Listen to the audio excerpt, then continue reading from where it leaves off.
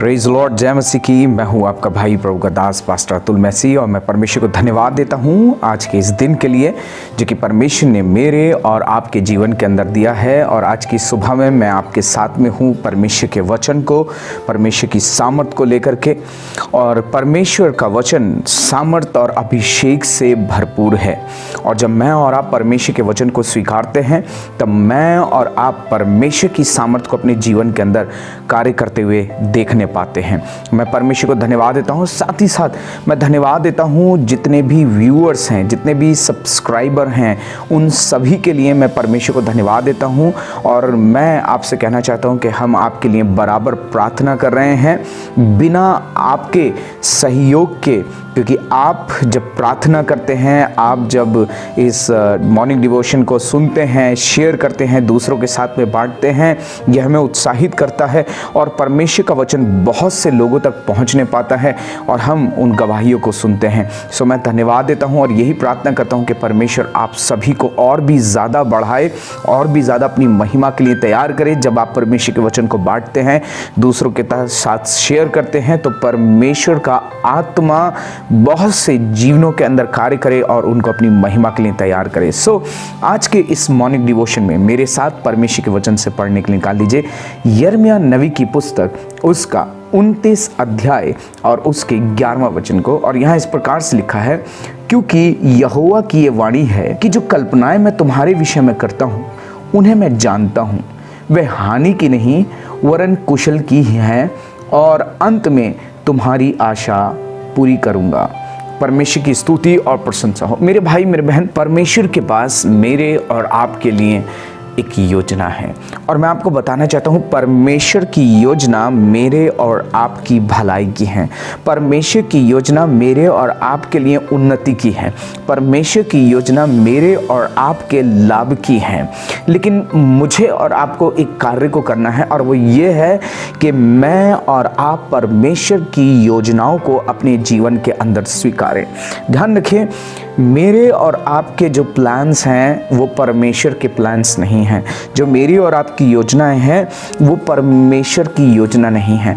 हमारी योजनाएं हमारे दायरे तक सीमित हैं, जो हमारी हद है, जहां तक हम सोच सकते हैं, जहां तक हम कार्य कर सकते हैं, हम वहीं तक योजनाएं बनाते हैं, उससे आगे नहीं बनाते।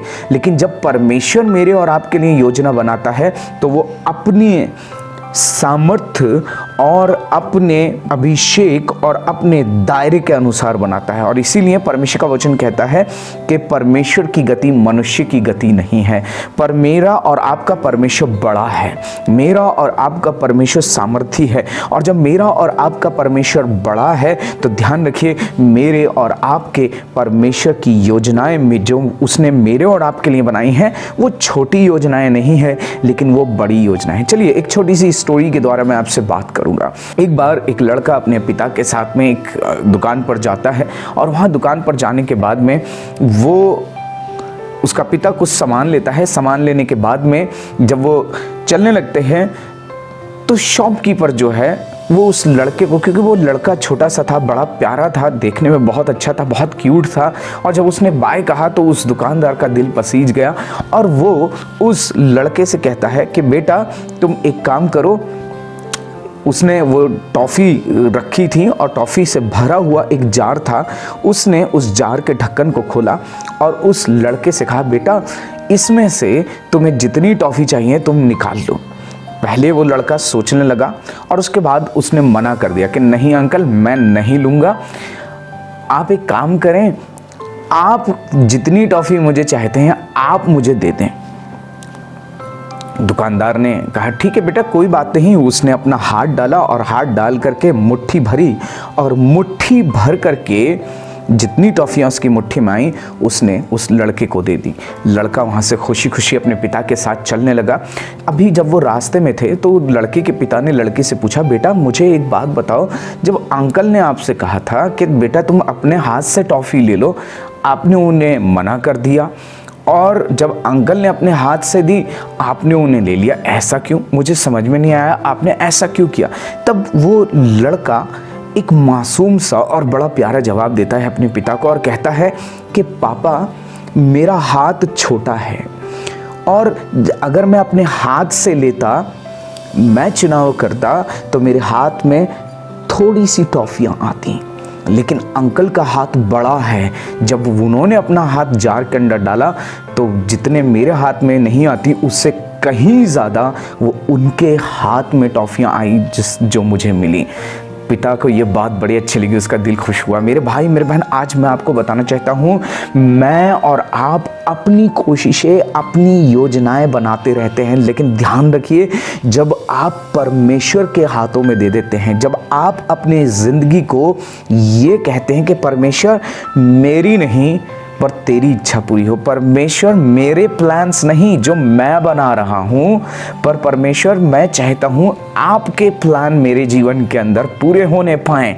और मेरे भाई मेरे बहन, ध्यान रखिए, मेरा परमेश्वर बड़ा है, उसका हाथ सामर्थी है, प्रभावशाली है, बड़ा है।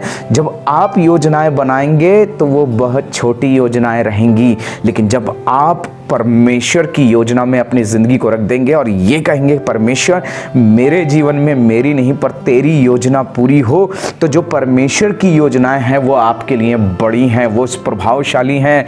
परमेश्वर आपको बढ़ाना चाहता है। कई बार हम बढ़ नहीं पाते, क्यों? क्योंकि हम अपनी ज़िंदगी को परमेश्वर की योजनाओं में नहीं रखते। इसीलिए मेरे भाई मेरे बहन, अपने जीवन के लिए परमेश्वर की योजनाओं को स्वीकारें और कहें परमेश्वर मेरे जीवन में मेरी योजनाएं रद्द हों, मेरी योजनाएं कैंसिल हों जो मैंने अपनी समझ से बनाई हैं, लेकिन परमेश्वर आपकी योजनाएं मेरे जीवन के अंदर पूरी होने पाए। परमेश्वर की योजनाओं को अपने जीवन के अंदर स्वीकार करें। मेरे भाई मेरे बहन, जब मैं और आप योजनाएं बनाते हैं उनमें ज़्यादातर गड़बड़ी हो जाती है। परमेश्वर ने अब्राहम के लिए एक योजना बनाई थी कि परमेश्वर उसको एक संतान देगा, और परमेश्वर ने अब्राहम से उत्पत्ति के 12 अध्याय के अंदर वायदा किया था कि मैं तुझसे एक बड़ी जाति बनाऊंगा, तू आशीष का मूल होगा और भूमंडल के सारे कुल तुझ में आशीष पाएंगे। ये थी परमेश्वर की योजना। लेकिन अब्राहम अपनी योजनाएं बनाने लगा सारा के कहने के अनुसार, और क्या हुआ मैं और आप जानते हैं। उसकी योजना एक सीमित समय के लिए थी, और उन योजना जो उसने बनाई उस योजना ने उसे तोड़ के रख दिया, उस योजना ने उसे उलझा करके रख दिया, और बहुत बड़ी गड़बड़ी मैं और आप देखने पाते हैं। लेकिन जब अब्राहम अपनी ज़िंदगी को परमेश्वर की योजना के अंदर रखता है, तब मेरे भाई मेरे बहन, परमेश्वर का वचन बताता है आज वो विश्वासियों का पिता है, वो उसके लेखे धार्मिकता गिना गया। मेरे भाई मेरे बहन, जब आप अपनी ज़िंदगी को परमेश्वर की योजना के अंदर रखते हैं, आप परमेश्वर की धार्मिकता को अपनी ज़िंदगी के अंदर कार्य करते हुए देखने पाते हैं। आपको परमेश्वर उलझने नहीं देगा, परमेश्वर आपको रुकने नहीं देगा।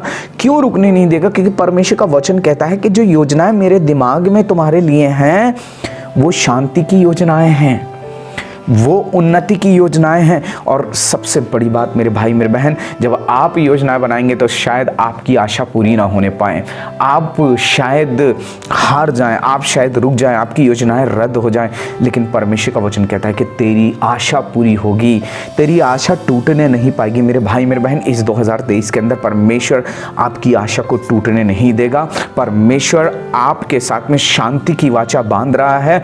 जिंदगी के अंदर कुछ भी क्यों ना आता रहे, लेकिन परमेश्वर की योजना आपकी भले के लिए है, आपकी भलाई के लिए है। शायद आज आप उसकी योजनाओं को ना समझ पाएं, लेकिन हाँ, कंप्लीट सरेंडर परमेश्वर के हाथों में कर दीजिए, और फिर देखिए मेरे भाई मेरे बहन, किस रीति से परमेश्वर की शांति, परमेश्वर की सामर्थ और परमेश्वर का बलवंत हाथ आपके साथ रहेगा। ये परमेश्वर की घोषणा है कि परमेश्वर आपकी आशा को पूरी करेगा। मेरे भाई मेरे बहन, आप विचलित नहीं होंगे, पर आप आनंद करेंगे, आप महिमा करेंगे और परमेश्वर को धन्यवाद देंगे। परमेश्वर ने आपके लिए योजनाएं बनाई हैं।